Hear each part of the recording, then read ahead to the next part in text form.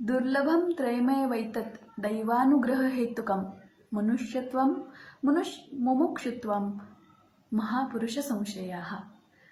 जसं की शंकराचार्यांनी म्हटलंय की मनुष्य जन्म मिळणं आणि त्याच्यात परत मुमुक्षुत्व मिळणं आणि त्याच्याही पेक्षा महापुरुष संशय हा महापुरुषांचा संशय मिळणं, त्यांचा आश्रय मिळणं हे सर्वात दुर्लभ आहे.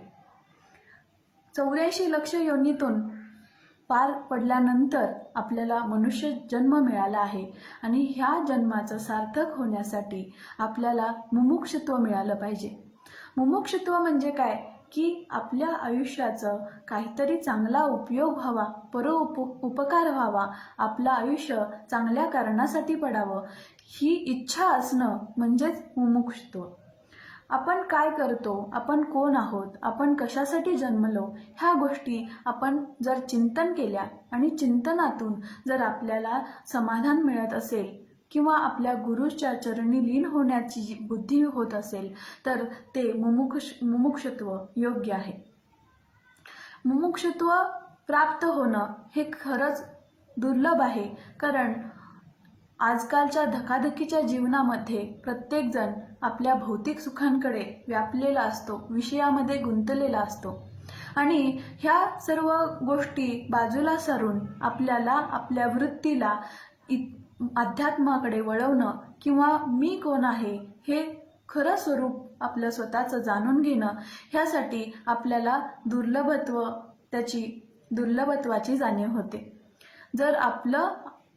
जर भाग्य चांगलं असेल तर आपल्याला ह्या गोष्टी प्राप्त होतात आणि सर्वात श्रेष्ठ म्हणजे अशा पुरुषांचा आश्रय घेणं, अशा पुरुषांच्या विचारांचा आश्रय मिळणं हे सर्वात महत्त्वाची गोष्ट आहे. जर आपल्या आयुष्यामध्ये असे गुरु असतील तर आपण आपलं आयुष्य सुखकर पद्धतीनं जगू शकतो. शिवाय आपल्याला आपल्या स्वरूपाची माहिती होते, मी कोण आहे, मी कशासाठी जन्मलो ह्या पूर्वापारपासून असलेल्या ह्या प्रश्नांना किंवा जे गूढ रहस्य आहेत की मी जन्मलो तर मी कशासाठी जन्मलो, मी स्वतः कोण आहे, जीव आहे, आत्मा आहे, ह्या सर्व गोष्टीबद्दल एक जाणून घेण्याची इच्छा होते आणि ही इच्छा आपल्याला आपल्या गुरुपर्यंत नेत असते. आणि असा गुरु आपल्याला प्राप्त व्हावा की आपल्या सर्व समस्यांचा जो निराकार करून आपल्याला योग्य मार्ग दाखवत असतो. ज्यावेळेला आपण आपल्या मंदाताईंच्या प्रवचनातून जातो, त्यांच्या आचरणातून आपल्याला जी काही ज्ञानाची प्रतिभा दिसते, ही सर्व गोष्टी आपल्याला सांगून जातात की महापुरुष संश्रय म्हणजे काय आहे.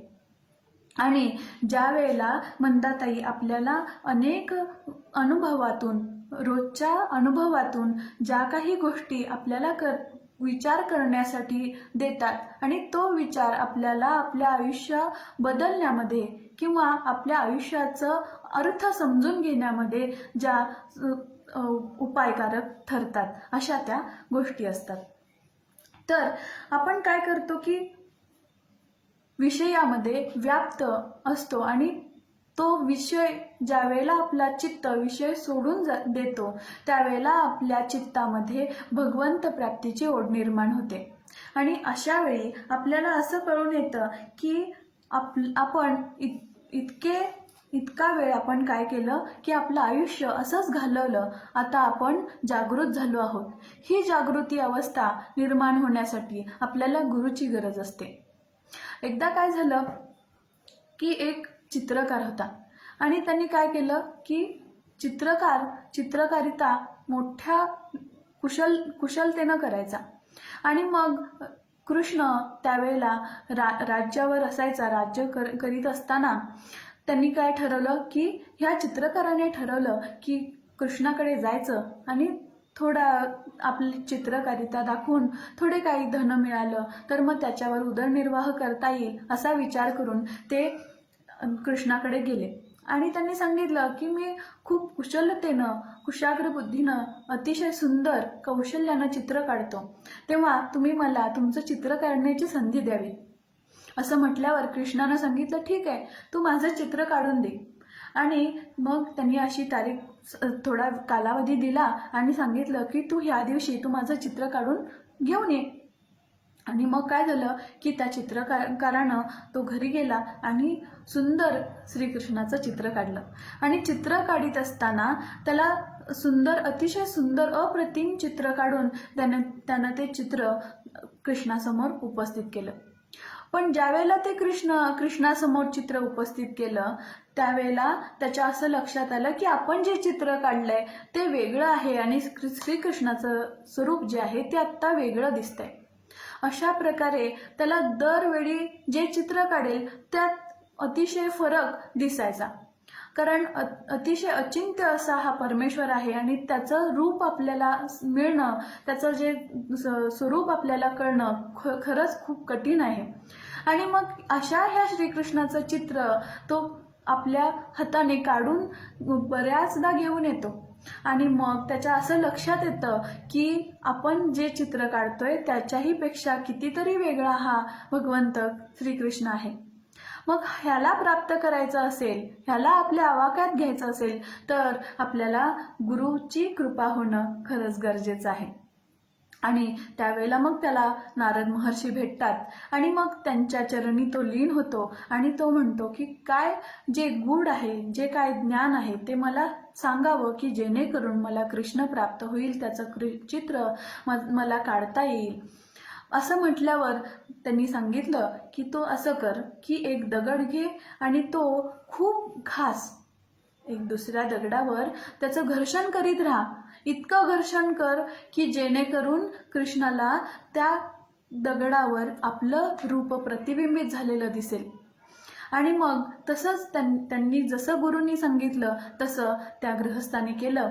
आणि मग ज्यावेळेला तो दगड त्या श्रीकृष्णांनी पाहिला त्यावेळेला त्याचं प्रतिबिंब त्या दगडामध्ये उतरलं आणि मग ते खरं रूप जे आहे ते त्याला श्रीकृष्णांना त्याच्यामध्ये दिसलं. मग श्रीकृष्णांना त्यावेळेला कळलं की ही बुद्धी कोणाची आहे की नारद महर्षींची आहे. म्हणजे ज्यावेळेला आपण सद्गुरूच्या ठायी लीन होतो त्यावेळेला आपल्याला परमेश्वराची प्राप्ती होते, परमेश्वराची कृपा होते. ह्यासाठी आपण काय केलं पाहिजे, श्री गुरुच्या चरणी लीन झालं पाहिजे आणि जे काही ते उपदेश करतील ते भक्तिभावाने अनन्य निष्ठेने आपण ते आचरले पाहिजेत.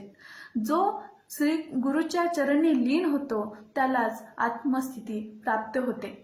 आणि ही आत्मस्थिती प्राप्त होत असताना आपण अतिशय दृढतेनं, दृढ निष्ठेनं आपण गुरुवर श्रद्धा ठेवली पाहिजे. अशाच प्रकारे ज्यावेळेला आपण मंदाताईंचे कीर्तन ऐकतो, प्रवचन, त्यावेळेला आपण अनन्य लीनतेनं त्यांची ज्यावेळेला प्रवचनं ऐकतो ते कर्णमाधुर्य, ते बुद्धिचातुर्य, ते सर्व आपल्याला आपल्या परमेश्वरापर्यंत, आपल्या आत्मस्वरूपापर्यंत नेत असतात. आणि ह्या सर्व गोष्टी आपल्याला हळूहळू आपल्या बुद्धीमध्ये, आपल्या सूक्ष्मतर बुद्धीमध्ये आपल्या आत्मस्वरूपाकडे नेत असतात आणि आपल्या अवघ्या आयुष्याचं कारण आपल्याला कळून येतं. आपले देह, आपली बुद्धी, आपला आत्मा, आपलं चित्त सर्वस्वी आपण त्याच्या चरणी ज्यावेळेला गुरुच्या चरणी लीन करतो, त्याच्या चरणाशी आपण शरण जातो त्यावेळेला खरोखर एक अद्भुत अनुभव आपल्याला मिळतो. आणि तोच हा अनुभव जो सर्वांनी अनुभवावा, ही श्रवण आपली तृप्त करावीत आणि आपलं जीवन सार्थकी करावं, असं हे त्यांचं प्रवचन खूपच अतुलनीय आहे, अलौकिक आहे. आणि खरंच त्यांचं जे चरित्र आहे ते अभ्यासण्यासारखं आहे आणि ते आपल्याला आपल्या आत्मस्वरूपापर्यंत नेणारं आहे.